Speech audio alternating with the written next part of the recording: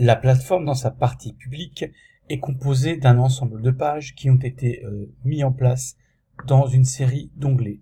Si vous voulez naviguer sur la plateforme, il vous suffit de cliquer soit sur le logo PLMF pour avoir accès à la page d'accueil.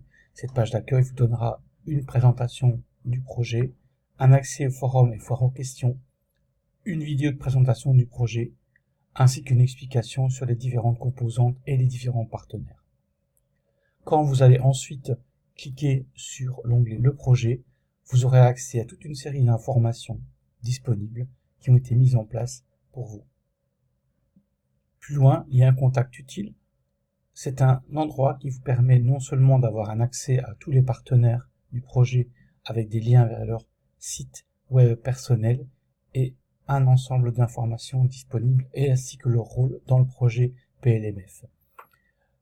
Dans l'espace lien contact utile, vous avez également la coordination du projet qui est présentée.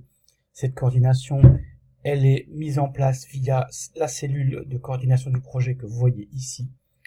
Et il y a une mention également de l'ensemble des membres du comité de pilotage que vous pouvez voir ici, avec pour chacun des membres du comité de pilotage ses coordonnées ainsi qu'une adresse mail de contact.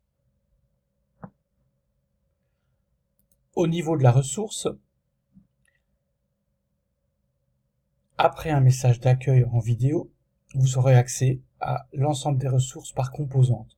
Cliquons par exemple sur la composante lutte, que vous voyez ici, et donc vous aurez accès à l'ensemble des éléments de l'espace d'activité publique de la lutte.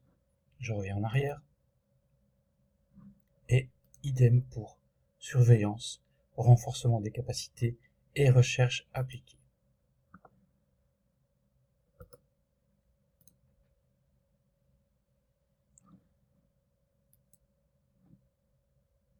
L'onglet Réseau Expert permet aux experts d'encoder leur CV en français, en anglais, avec une petite explication de ce qu'est cet espace qui est disponible, ainsi que la carte des experts qui sera disponible de manière automatique et qui mentionnera les experts qui sont disponibles dans les régions où les gens sont en demande. Quand vous cliquez par exemple sur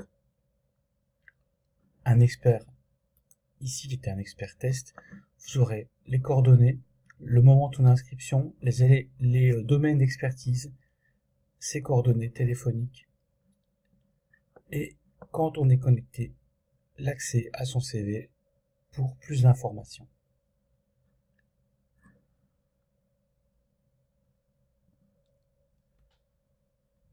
La vidéothèque, c'est une mise en place qui est faite avec la possibilité d'avoir accès à la chaîne du Goraf qui propose pas mal de vidéos intéressantes dans le domaine de la mouche des fruits, que ce soit en anglais ou en français, ainsi qu'un lien vers la chaîne YouTube du projet que nous avons créé.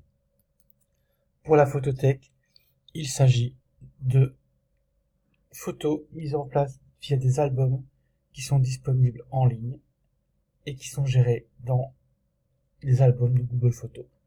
Enfin, terminons la visite de l'espace public avec simplement la mention de la cellule de coordination et de ses coordonnées de contact qui est là.